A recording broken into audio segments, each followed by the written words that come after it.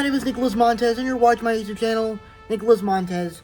Welcome back to my YouTube channel, everybody. I'm so excited to have y'all back here together again. And in today's video, we're going to be discussing the first Marvel Studios special presentation, Halloween special, Werewolf by Night. Now, before we start talking about this Marvel Studios special, I think it's very important to talk about what were my thoughts going into this special when it was first announced.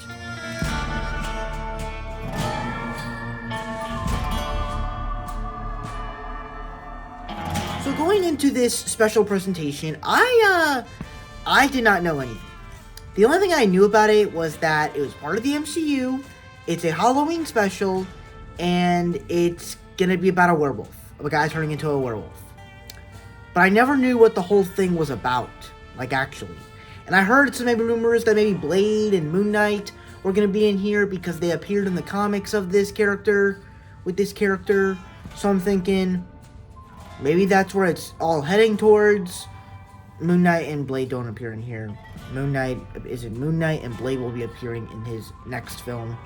But then we got the trailer at D23 about a month ago, and it looked pretty cool, like a 1940s, 1930s Halloween film, horror movie that looked kind of cool in the MCU, kind of felt like the tone of Moon Knight a little bit.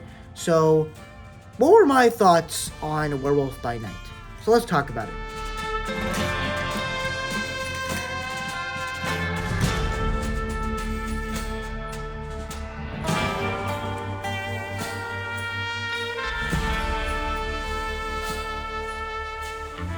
So for me, I think that this is as the first Marvel Studios special presentation, I think that this was a very good special. Personally, the first thing is, it is something completely different from anything we've seen in the MCU.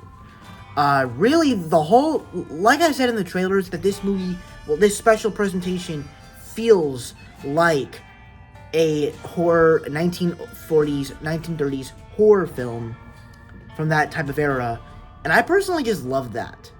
And just like the way that the whole thing was black and white just made it seem like something very distinct in the MCU.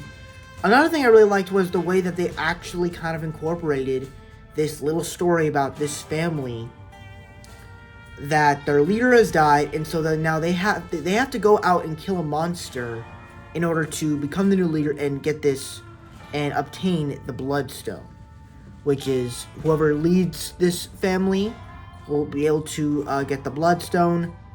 So I think it creates a bit of intrigue with it. All the characters with Jack. Oh, and also a fun little thing. The guy that plays our character Jack, he's actually the guy that plays Hector from Coco, the Pixar film, which Pixar films are now irrelevant to the MCU if you watched the first episode of She-Hulk Attorney at Law. So the whole story here fits for this little special. As an MCU special, it fits for what it's going for. Another thing that I really thought was great was all the horror elements.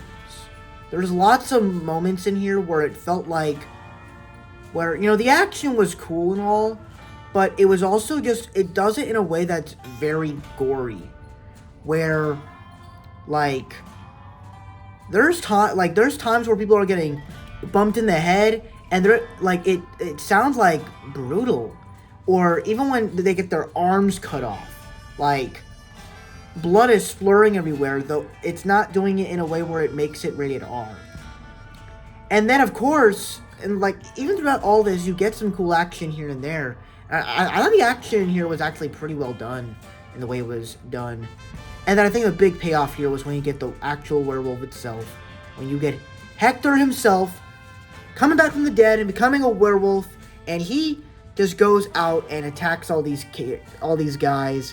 He literally gets shocked out of the sky, and then he bites off an ear of a guy, and then he starts beating the crap out of them, cutting their throats open, cutting them loose, sharpening things, all of it It's brutal. Blood splurs across the screen. Blood blurs everywhere.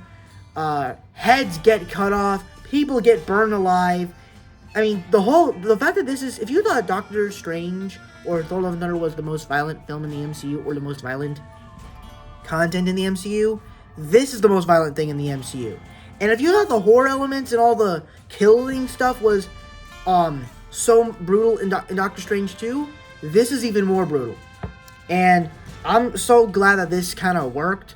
And even then, I had a lot of fun with the action and the horror in it. And another thing I really liked, we got to see Man-Thing in the MCU, which is kind of nice. And another thing I really liked, which, I mean, we didn't really get too much of Man-Thing. Sure, we got to see some of his powers. We got to see him destroy a couple of people, but we didn't get to see him do too much. I'm excited to see him in the future, though. And I'm also just excited to see where they're going to take these characters, where they're going to take Werewolf by night, Elsa, and Man-Thing, where they're going to take them in the MCU moving forward. So that's my thoughts on the good on this special presentation. I keep saying episode because it feels like an episode since I'm reviewing something from Disney Plus. However, let's move on to the bad now.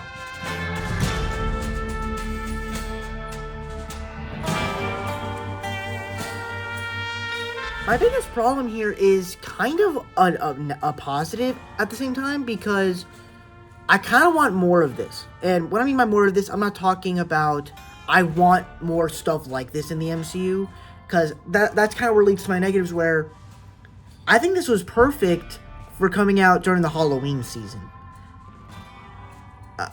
Mainly because if you had something like this come out in, like, I don't know, in March, it wouldn't really feel right. But because you're focusing on a werewolf, which is very popular in horror Halloween culture, it fits more in the time that it's coming out rather than it just being a random thing in the MCU, just telling a story.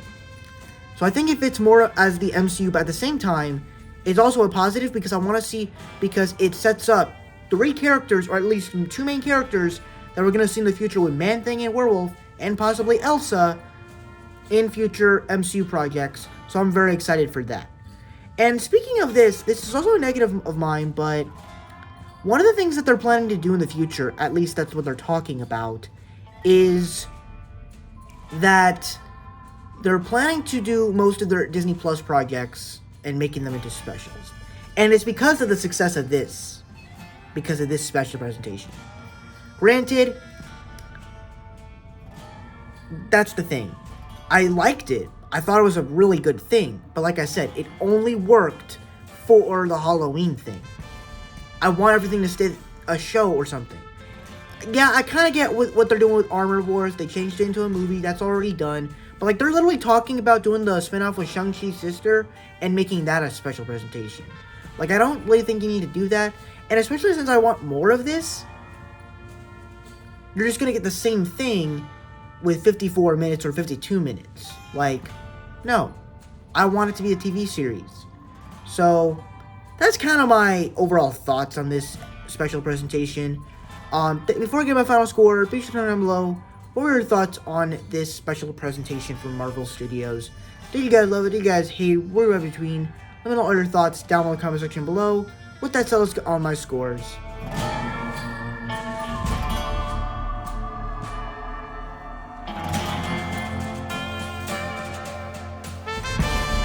Alright, so that's it for my scores, but we're not done here yet. We have a couple more things to do before we end this video, and that's to talk about some theories I might have for the upcoming MCU projects that they're going to be appearing in.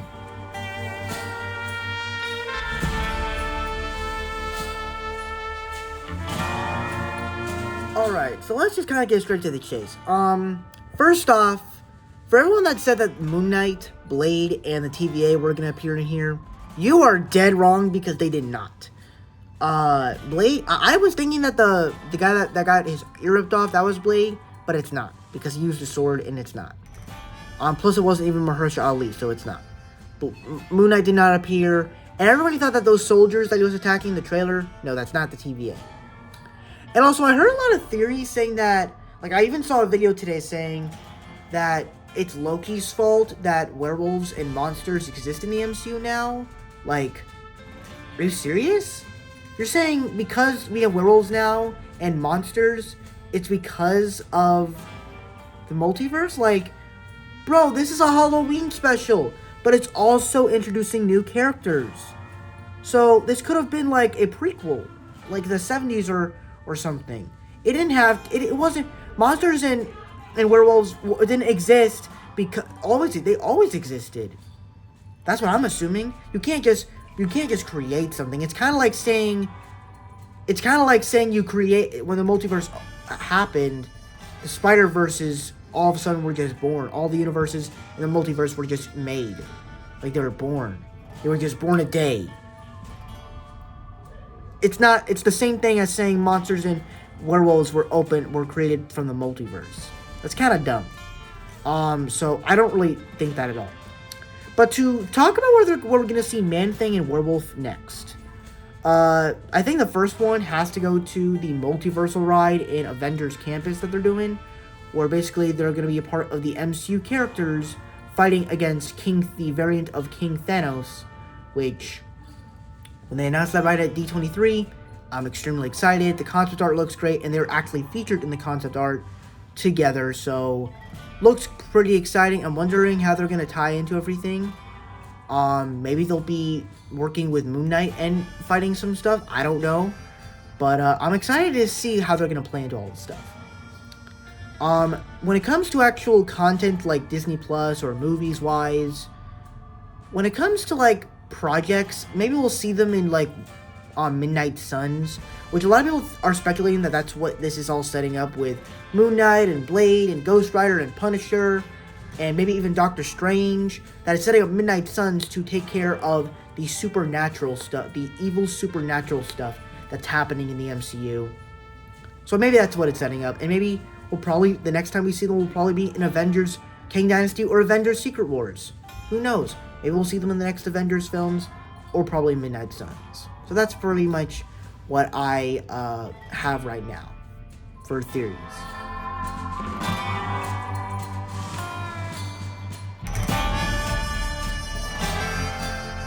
Now, my thoughts on Phase 4, I've talked about this multiple times, and I will be talking about it next week again, but Phase 4 is easily one of the worst, it's the weakest phase in the MCU. Part of the reason why it doesn't really work is because it just doesn't. Because it's trying to do so many ideas with setting up, with introducing us to new characters, setting up the multiverse, setting up new teams, new characters. Like, they're doing so much, setting up some new characters for future teams. Like, they're doing so much, and it's like with phases 1 through 3 didn't really do this. I mean, sure, they set up these shows and projects, but they didn't really set it up the way you thought it would. But at the same time, you know, we're all gonna see these characters again in the Avengers films together, fighting for the multiverse to protect it. I'm still very excited to see them. I'm hoping we get to see them again sometime soon. I don't know, but yeah, that's pretty much my thoughts on Phase 4. Now let's talk about the next Marvel Studios special presentation.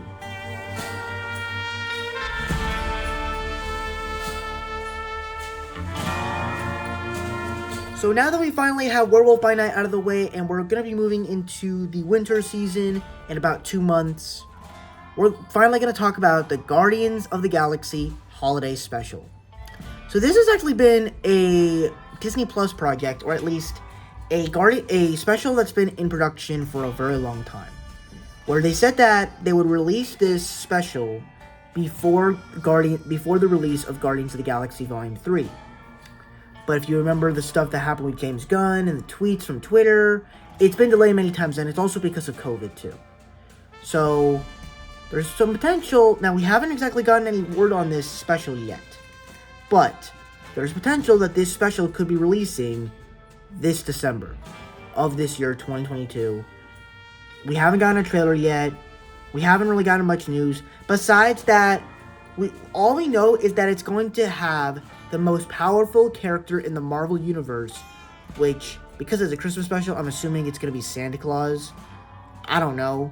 That's what I'm assuming, and that's what people said that they were probably assuming. So, besides that, I'm just excited to see the Guardians again, besides after the little awkward moments in Thor Love and Thunder. But just to see them again. And after the success of this, after the success of Werewolf by Night, I'm excited to see this. So, I can't wait to see Guardians of the Galaxy Holiday Special. I'm excited. And hopefully it sets up Guardians 3 very well. So that's my review for... So that's pretty much everything I have to say for Werewolf by Night. And everything for upcoming projects. And everything. Thank you guys so much for watching. I really hope you enjoyed. Don't forget to like, comment, and subscribe. All my social media stuff is in the About section over there. And I'll see you guys in the next video. Bye-bye.